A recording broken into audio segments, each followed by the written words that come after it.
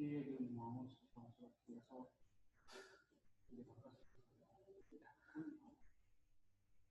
वालेकुम बच्चों। हाँ, आवाज़ आ रही है आप सबको मेरी?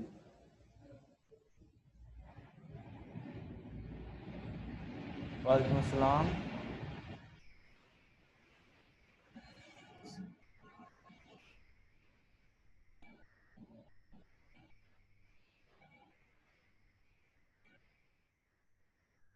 ठीक है बच्चों, चलें बच्चे, स्क्रीन भी सबको नज़र आ रही है?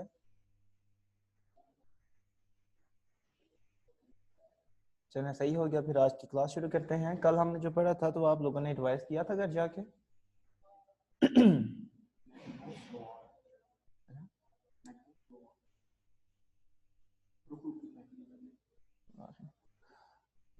अच्छा, तो फिर पहले कल वाला थोड़ा रिवाइज कर लेते हैं बच्चों। आप लोग मुझे बता सकते हैं कल हमने क्या क्या पढ़ा था?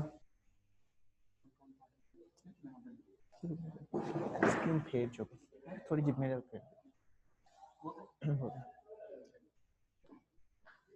सिस्टम पढ़ा था। सिस्टम के अलावा क्या पढ़ा था?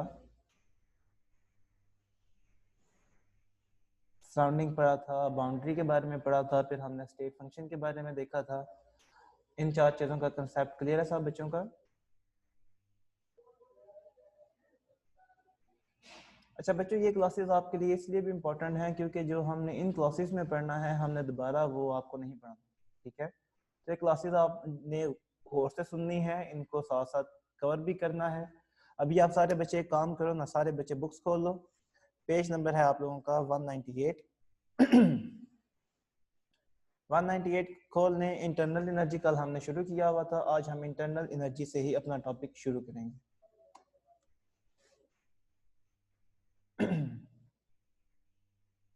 चलिए, इंटरनल एनर्जी के बारे में हमने कल क्या पढ़ा था? हमने ये देखा था कोई भी सिस्टम है तो उसके अंदर दो तरह की एनर्जी होती है। कौन कौन सी होती है? काइनेटिक एनर्जी होती है। अब बच्चों आवाज क्लियर है सब?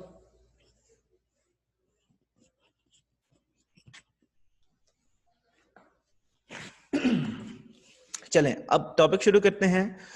हमने ये पढ़ा था कोई भी सिस्टम हो उसके अंदर दो तरह की एनर्जी है। कौन कौन सी एनर्जी होती है? काइनेटिक एनर्जी होती है और कौन सी होती है? पोटेंशियल एनर्जी होती है। काइनेटिक एनर्जी हमने ये देखा था जब मॉलिक्यूल्स की किसी भी तरह की मोशन हो उस वजह से जो एनर्जी होगी वो होती है काइनेटिक एनर्जी, और जो अट्रैक्शन की वजह से, जो फोर्सेस ऑफ अट्रैक्शन की वजह से जो एनर्जी होती है वो होती है आपकी पोटेंशियल एनर्जी।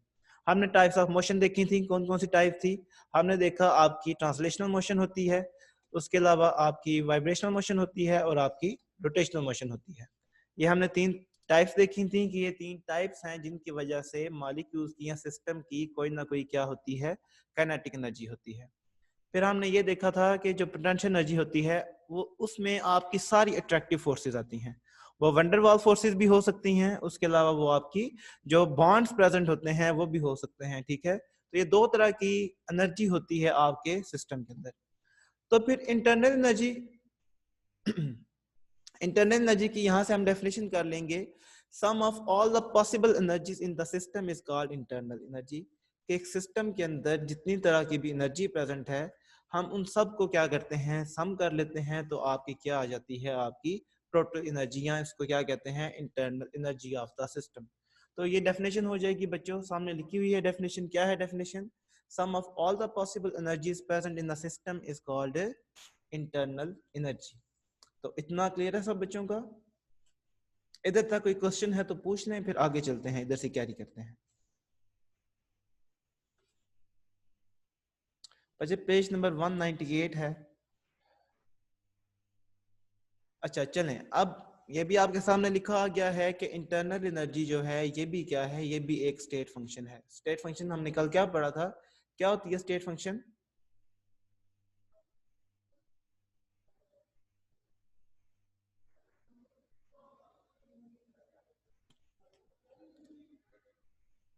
स्टेट फंक्शन हमने पढ़ा था, ये एक प्रॉपर्टी है, माइक्रोस्कोपिक प्रॉपर्टी है, ठीक है? जो आपकी फाइनल और इनिशियल जो स्टेट है उस पर डिपेंड कर रही होती है। ये हमने पढ़ा था।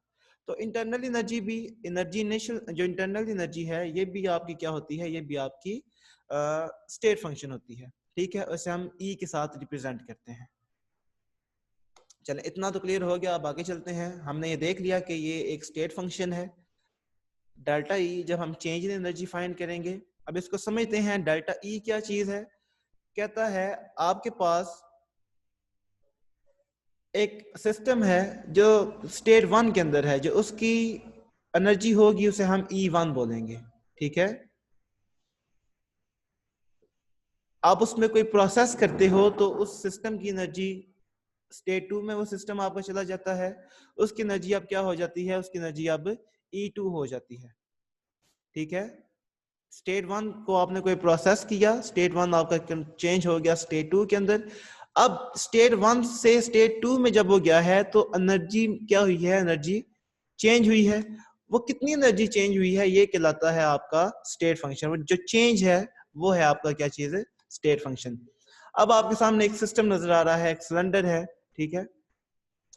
सिस्टम की कुछ ना कुछ क्या है, इंटरनल एनर्जी है।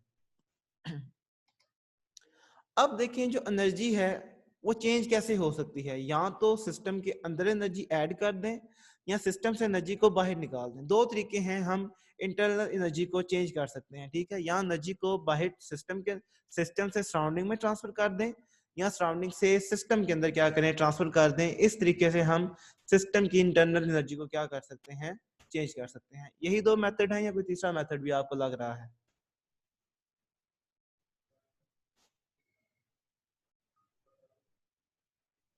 अच्छा, मैंने अभी बोला है कि कोई भी सिस्टम, अब हर सिस्टम की कोई ना कोई इंटरनल एनर्जी होगी, ठीक है। अब यहाँ तो वो एनर्जी सिस्टम से सराउंडिंग में जा सकती है, या सराउंडिंग से सिस्टम में आ सकती है, ठीक है। यही काम हो सकता है। अब दो तरीके हैं जिनके जरिए जो आपकी एनर्जी है वो चेंज होती है। दो तरीके हैं जिनसे आप किसी भी सिस्टम की एनर्जी चेंज होती है। वो क्या है, या तो बाय हीट, आपकी हीट के जरिए आपकी सिस्टम की एनर्जी चेंज हो सकती है, या वर्क के जरिए आपके सिस्टम की एनर्जी चेंज हो सकती है। अब हम ये देखेंगे कि हीट की मदद से आपके सिस्टम की एनर्जी कैसे चेंज होती है, या वर्क की मदद से आपके सिस्टम की एनर्जी कैसे चेंज होती है। तो पहले हम हीट का देख लेते हैं कि हीट की मदद से या हीट की वजह से आपके सिस्टम की एनर्जी किस तरीके से चेंज होती है। अच्छा, हीट है क्या, हीट के बारे में आप क्या नॉलेज रखते हैं?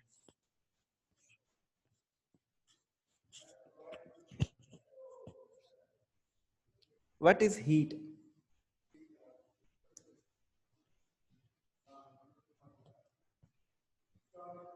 अच्छा, हीट और टेम्परेचर में फर्क है। टेम्परेचर जो है, टेम्परेचर जो है वो एक प्रॉपर्टी है, और कौन सी है, इसे हम स्टेट फंक्शन कहते हैं। But heat is not a state function. Heat state function नहीं है। हीट की अगर हम डेफिनेशन करें, क्यू के साथ हम इसे रिप्रेजेंट करते हैं, हम जब इसकी डेफिनेशन करें तो ये एक क्वांटिटी ऑफ एनर्जी है जो ट्रांसफर, जो क्या करती है, जो फ्लो करती है अक्रॉस द बाउंड्री। आप सिस्टम और सराउंडिंग के दरमियान जो बाउंड्री है, या तो वो वाली एनर्जी जो सिस्टम से सराउंडिंग में चली जाए या सराउंडिंग से सिस्टम में चली जाए, उसे हम हीट कहते हैं। ये कोई स्टेट फंक्शन, ये कोई प्रॉपर्टी नहीं है, ये स्टेट फंक्शन नहीं है। तो हीट में और टेम्परेचर ये सेम नहीं है, ये चेंज है, ठीक है। हाँ, ये हो सकता है कि जब आप हीट देते हो तो सिस्टम का टेम्परेचर बढ़ जाए, या हीट जब सिस्टम से निकलती है तो टेम्परेचर कम हो जाए, ये आप कह सकते हो। लेकिन हीट और जो टेम्परेचर है वो सेम चीजें नहीं है। बच्चे, पेज नंबर 199 है ये जो हम टॉपिक पढ़ रहे हैं। जो आपका टॉपिक है internal energy and the first law of thermodynamics, ये है, ये टॉपिक हम कवर कर रहे हैं।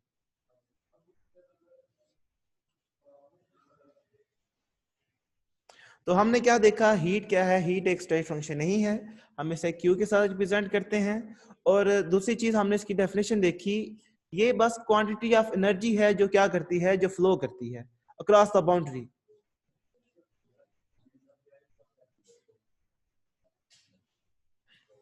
चलिए आगे चलते हैं। अच्छा, जो अब पॉइंट आपके सामने है इसमें लिखा हुआ है due to change in temperature between the system. क्या मतलब इसका हुआ? आपने देखा होगा कि, बल्कि एग्जांपल से मैं आपको समझाता हूं। आपके सामने एक बॉइलिंग वाटर आया है, ठीक है। उबलता हुआ पानी है, आप उस पानी को क्या करते हो, रख देते हो। जिस टाइम पे वो उबल रहा था उस टाइम पे उसका टेम्परेचर जो है हाई होगा, 100 डिग्री सेंटीग्रेड कह लें। कुछ देर बाद आप जाके देखें उस वाटर का टेम्परेचर कम हुआ होता है। क्यों कम होता है? क्योंकि जो हीट है, हीट वहां से निकल जाती है, हीट सिस्टम से सराउंडिंग में चली जाती है। ठीक है, तो इससे आपको ज्यादा बेहतर समझ आ जाती है इस डेफिनेशन की, हीट की डेफिनेशन की। हीट क्या है? बस ये क्वांटिटी ऑफ एनर्जी है जो फ्लो करती है फ्रॉम सिस्टम टू सराउंडिंग और सराउंडिंग टू सिस्टम। ठीक है, अब जिस टाइम पे आपकी जो हीट है वो निकल जाती है सिस्टम से, टेम्परेचर पीछे क्या करता है, टेम्परेचर आपका कम हो जाता है, टेम्परेचर चेंज हो जाता है। यहाँ आप जब हीट ऐड करते हो तो टेम्परेचर आपका क्या होता है, टेम्परेचर आपका ज्यादा हो जाता है। तो सिंपल सी बात है। अब पिछली स्लाइड पे चलते हैं। क्या है हीट, क्या है, आपको अब डेफिनेशन की समझ आ जाएगी। हीट क्या है? ये क्वांटिटी ऑफ एनर्जी है जो फ्लो करती है क्रॉस द बाउंड्री जिस टाइम पे आपका क्या हो जाए, टेम्परेचर, और इसकी वजह से क्या होता है, आपका टेम्परेचर चेंज हो जाता है। वजह आपके सामने लिखी हुई है, defined as quantity of energy that flows across the boundary of the system during a change in its state.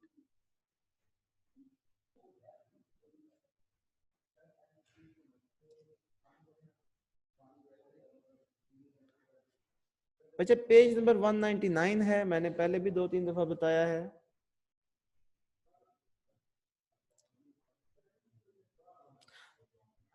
अच्छा, अब क्या पूछना चाह रहे हो, किधर से रिपीट करो, मैं वो रिपीट कर देता हूँ।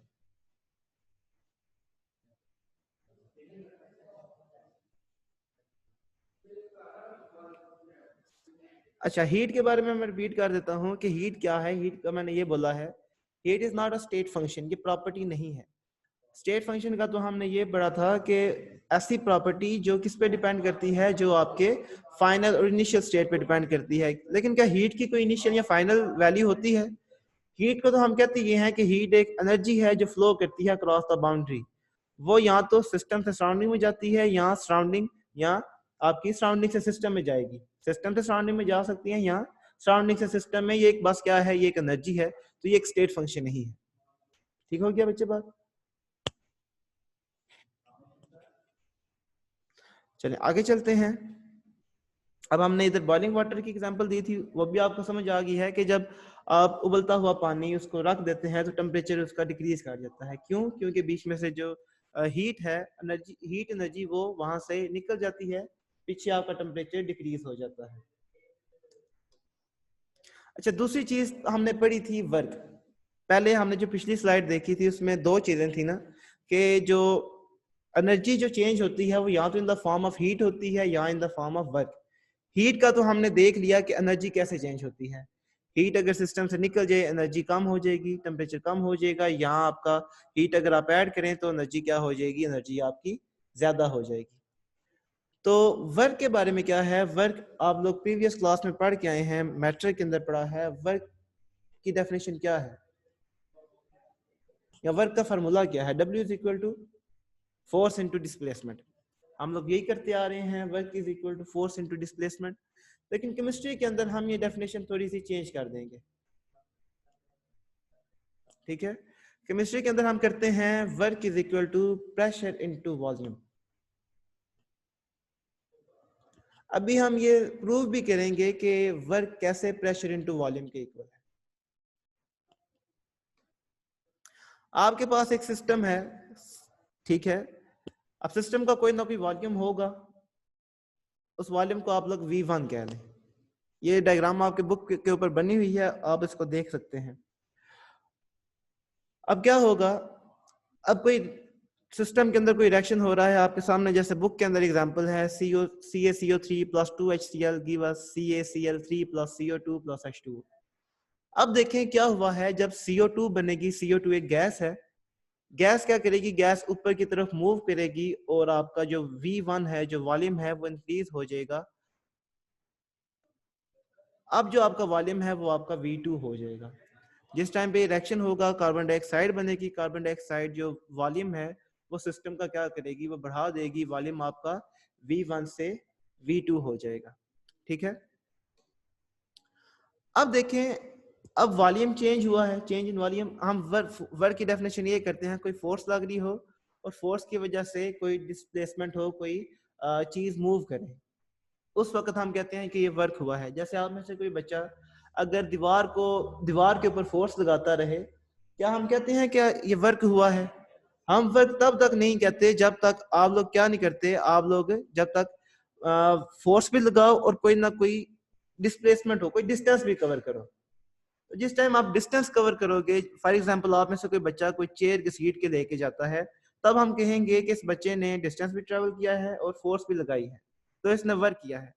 अगर अभी आप देखें, जब कोई रिएक्शन हुआ है, कार्बन डाइऑक्साइड बनी है, इसने वॉल्यूम बढ़ा दिया है, वॉल्यूम V1 से V2 हो गया है, हम ये कह सकते हैं कि कोई डिस्टेंस ट्रेवल हुआ है। मतलब एक अंडरस्टैंडिंग के लिए हम ये कहेंगे कि कोई डिस्टेंस ट्रेवल हुआ है। और दूसरी साइड से प्रेशर भी लग रहा है, ठीक है, तो फोर्स की जगह पे प्रेशर भी एक फोर्स ही है किस्म की, फोर्स की जगह पे प्रेशर आ गया और डिस्टेंस की जगह पे आपका वॉल्यूम आ गया, चेंज इन वॉल्यूम आ गया। तो हमारा वर्क किसके इक्वल हो जाएगा? केमिस्ट्री के अंदर हम कहते हैं work is equal to pressure into change in volume. तो ये समझ लगी कि वर्क किसके इक्वल है? केमिस्ट्री के अंदर वर्क किसके इक्वल है?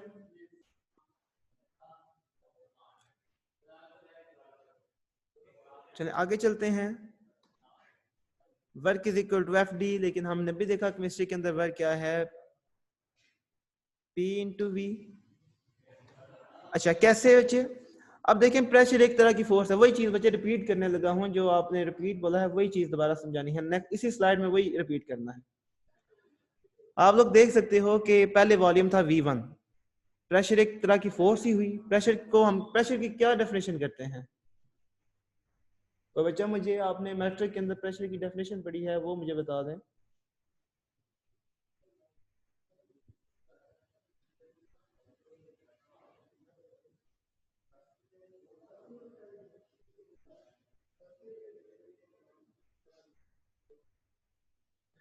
फोर्स बाय यूनिट एरिया हम कहते हैं। तो एक किस्म की प्रेशर एक फोर्स है, और फोर्स की वजह से आपका जो वॉल्यूम है वो चेंज हो रहा है, ठीक है। फोर्स की वजह से वॉल्यूम चेंज हो रहा है, V1 से V2 में वो जा रहा है। मतलब कोई डिस्टेंस, अपने वर्ड में अगर हम बोले, अपनी वर्डिंग में बोलें, तो एक डिस्टेंस ट्रेवल हो रहा है। तो हम कह सकते हैं ना कि यहाँ पे वर्क हो रहा है। तो केमिस्ट्री के अंदर हम क्या करेंगे? W is equal to P del V, ठीक है। ये जो साइन है, आपको ट्रायंगल का साइन नजर आ रहा है, इसको हम डेल्टा पढ़ते हैं, डेल आप कह लो, P delta V, work is equal to P delta V। अच्छा, जो बच्चे फिलहाल मस्ती कर रहे हैं, मैं उन सबके जो नाम है वो नोट कर रहा हूँ। तो आप लोगों को आज कॉल आएंगी घर में, और आप लोगों ने कल कॉलेज जाना होगा। इस चैट का मतलब बिल्कुल नहीं है कि आप लोग मस्तियां करें। इस चैट का मतलब ये है कि जहां से समझ नहीं आती वहां से आप लोग क्वेश्चन कर सकते हैं।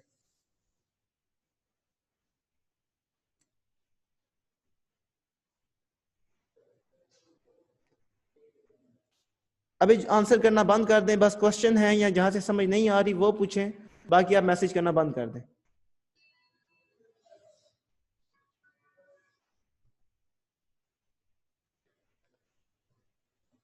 बच्चे, मैं किसी का नाम नहीं लेना चाह रहा, सिंपल ये कह रहा हूं कि अब इस बारे में कोई डिस्कशन मत करें।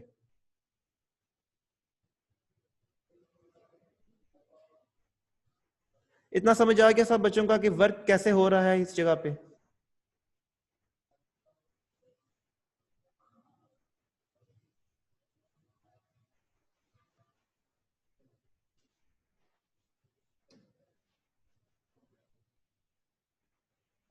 चलें, अब हमने ये देख लिया, दो चीजें हमने देखी हैं कि हीट की वजह से एनर्जी कैसे चेंज होती है, और हमने ये देख लिया कि वर्क की एनर्जी जो है वर्क में कैसे ट्रांसफर होती है, एनर्जी की वजह से वर्क कैसे होता है। हमने ये दो चीजें देख ली।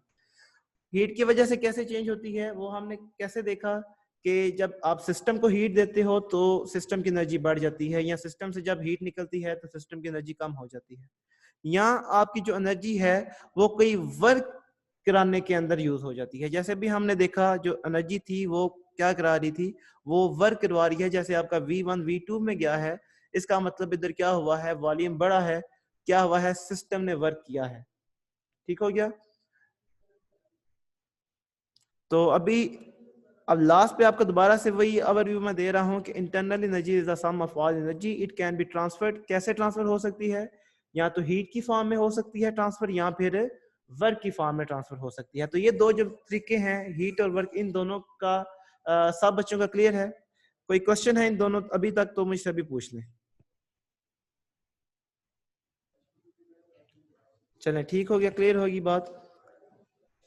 अब अब आप लोगों के लिए जो याद रखने वाली बात है ये आप लोगों ने अभी देख लें, साइंस आप लोगों ने याद रखने हैं। जैसे आप लोग पढ़ते हो ना एक्सोथर्मिक और एंडोथर्मिक, एक्सोथर्मिक में आप लोग जो एनर्जी हीट रिलीज होती है उसके साथ आप माइनस का साइन लगाते हो, एंडोथर्मिक में प्लस का साइन लगाते हो। वर्क के साथ भी प्लस और माइनस लगाना है। आपका वर्क पॉजिटिव कब होता है? जिस टाइम पे सिस्टम के ऊपर वर्क किया जा रहा हो, ठीक है। हम वर्क करें सिस्टम के ऊपर, उस टाइम जो वर्क होगा वो पॉजिटिव होगा।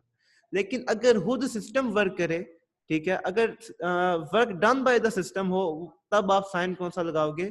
नेगेटिव साइन लगाओगे। अभी आप देख सकते हो, अभी आपने कुछ नहीं किया, सिस्टम ने खुद वर्क किया है। V1 से V2 में सिस्टम लेके गया है, तो work done by the system है। अभी साइन कौन सा आएगा? अभी साइन आपका नेगेटिव आएगा। लेकिन जिस टाइम सिस्टम के ऊपर वर्क होगा तब साइन कौन सा आएगा? तब साइन आपका पॉजिटिव आएगा। पॉजिटिव बचे तब होगा जिस टाइम पे आपका सिस्टम के ऊपर वर्क हो रहा होगा। अगर सिस्टम वर्क करेगा तब साइन नेगेटिव आएगा।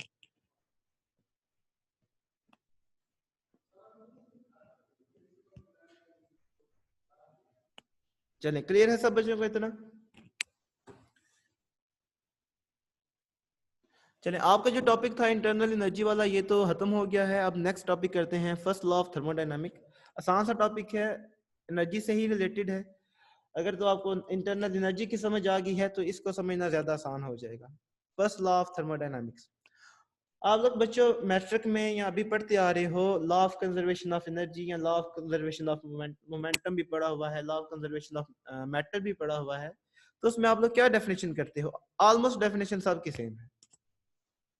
Law of conservation of energy की डेफिनेशन बता दें, क्या डेफिनेशन है?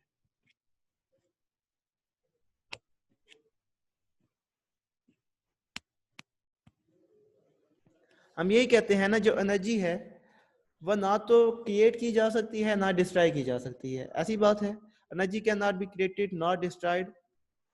बस क्या है कि वो अपनी एक फॉर्म से दूसरी फॉर्म में चली जाती है।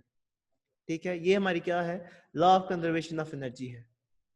अच्छा, फर्स्ट लॉ ऑफ थर्मोडायनामिक्स भी यही है।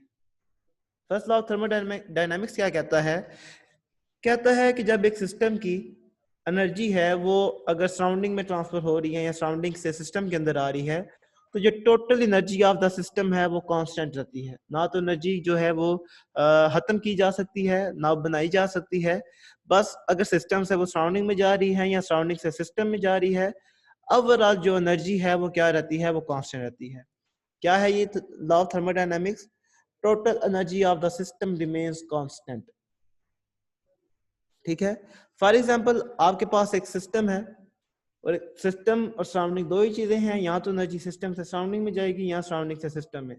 जब आप सिस्टम और सराउंडिंग की एनर्जी को ऐड करते हो तो आपका आंसर क्या रहता है? वो कांस्टेंट रहता है। एनर्जी क्या रहती है? एनर्जी आपकी कांस्टेंट रहती है। This is called first law of thermodynamics. तो आसान सा लॉ है, सब बच्चों का क्लियर है इतना?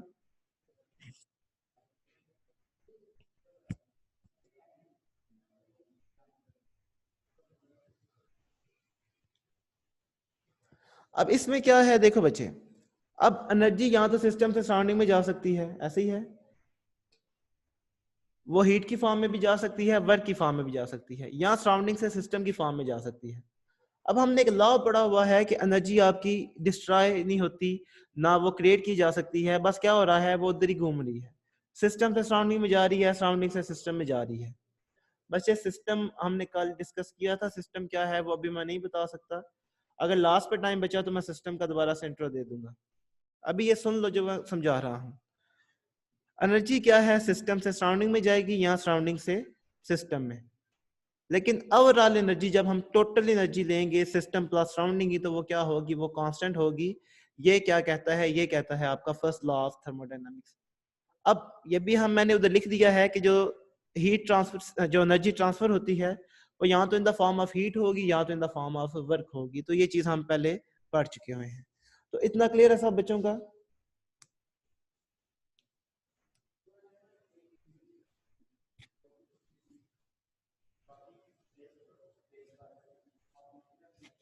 चलिए आगे चलते हैं फिर।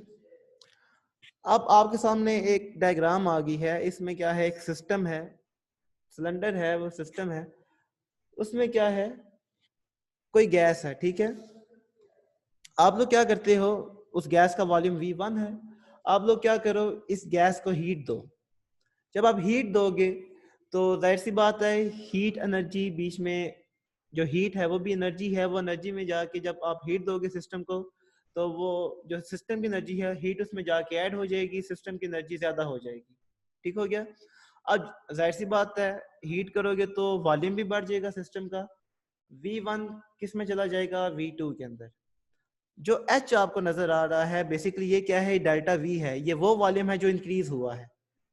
ठीक है, आपके सामने डायग्राम से आपको क्लियर हो रहा होगा कि V1 जब आपने हीट नहीं दी थी, जब आपने हीट दी, V1 कन्वर्ट हो गया V2 में। डेल्टा V क्या है, चेंज इन वॉल्यूम क्या है, वो वाला,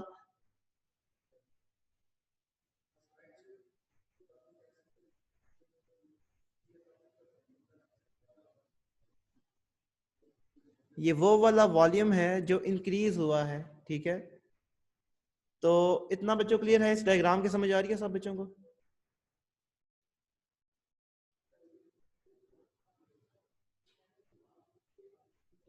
चलें, ठीक है।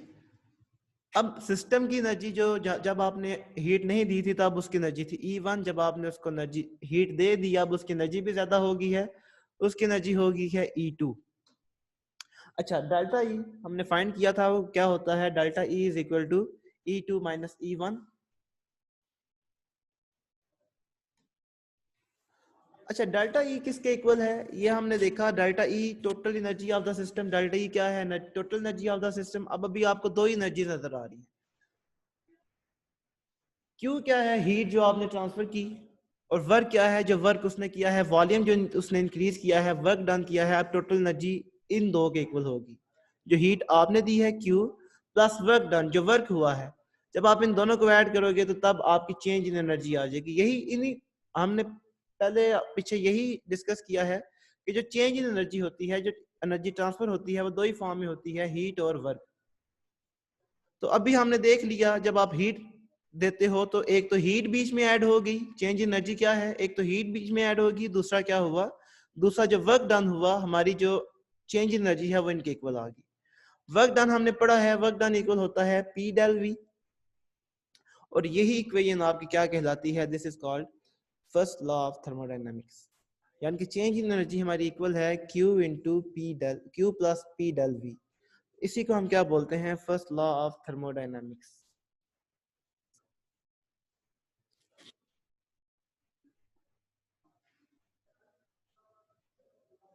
बच्चे कोई क्वेश्चन है इधर तक तो पूछ ले मुझसे।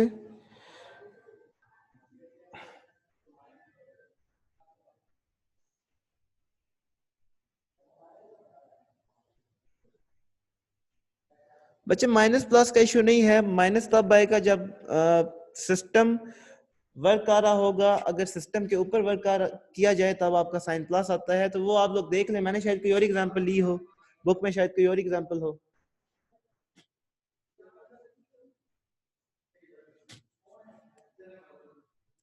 चलिए आगे चलते हैं फिर। अब आगे बस एक ही चीज रह गई है, वो करते हैं और आपको ये टॉपिक आपका क्लियर हो जाएगा।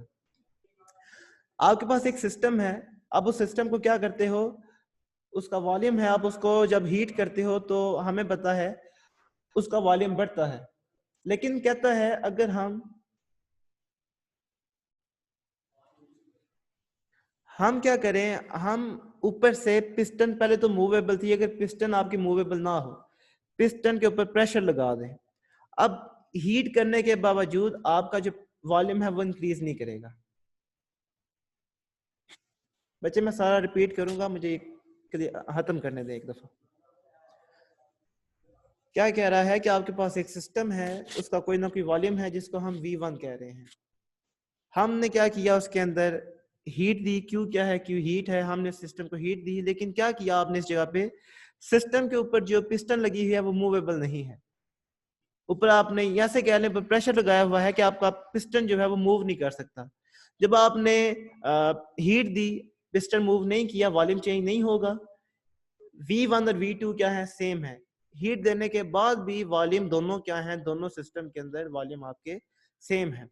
अब जब V1 और V2 सेम है, डेल्टा V हमें पता है वो होता है V1 माइनस V2 या V2 माइनस V1, तो डेल्टा V ही आपका 0 आएगा क्योंकि दोनों वॉल्यूम सेम है। जब दोनों की वैल्यू सेम है तो आपका डेल्टा V क्या होगा? डेल्टा V आपका 0 होगा। अब जो हमने पीछे फार्मूला देखा था फर्स्ट लॉ ऑफ थर्मोडायनामिक्स में, पिछली स्लाइड में फार्मूला क्या था? Delta E is equal to Q plus P delta V। अब डेल्टा V की अगर हम इधर वैल्यू पुट करें, 0 पुट करें, तो हमारी इक्वेशन क्या बन जाएगी? Delta E is equal to Q plus 0।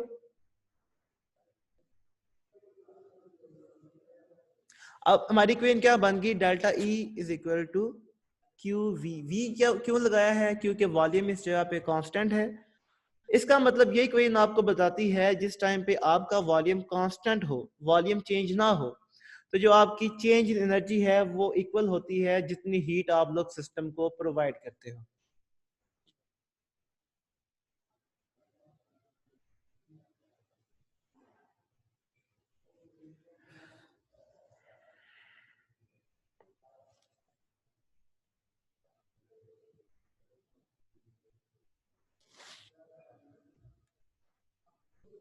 ये जितने भी बच्चे भी चैट कर रहे हैं, बच्चों क्वेश्चन मेरे सामने नहीं आ रहे, आप लोगों के क्वेश्चन ऊपर जा रहे हैं आप लोगों की चैट की वजह से। मैंने पहले ही बोला था जो बच्चा मस्ती कर रहा है उसको छोड़ दें, आप लोग बस वो क्वेश्चन करें जो आप लोगों ने पूछने हैं, उसको आंसर मत करें।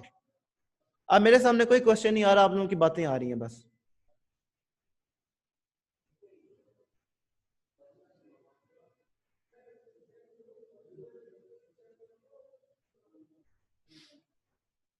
मैं पिछली स्लाइड क्लियर करता हूं, दोबारा रिपीट करता हूं।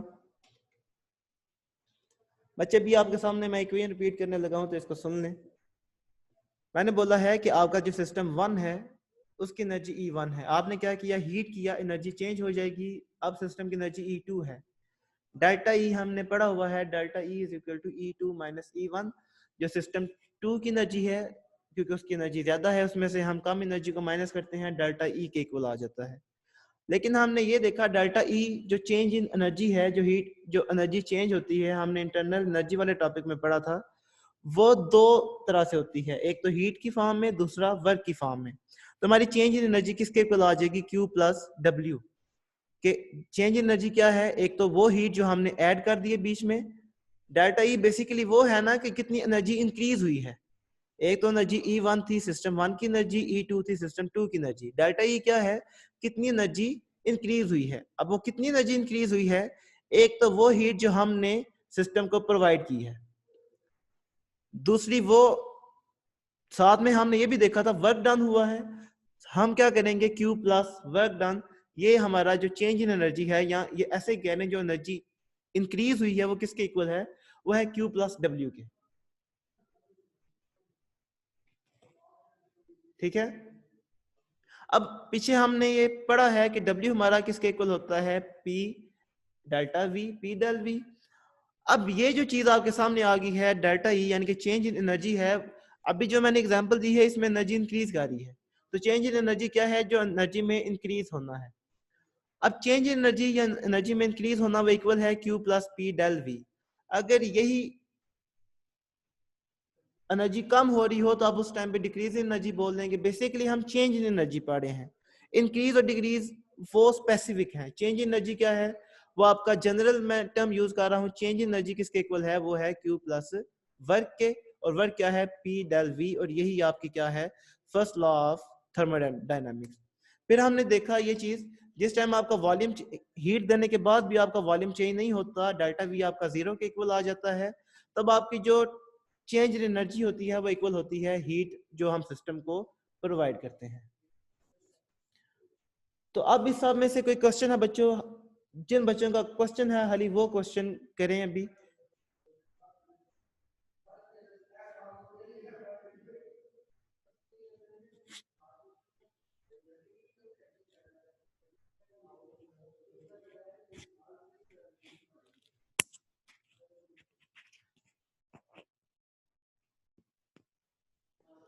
चलें बच्चे, क्लास का टाइम खत्म हो गया है,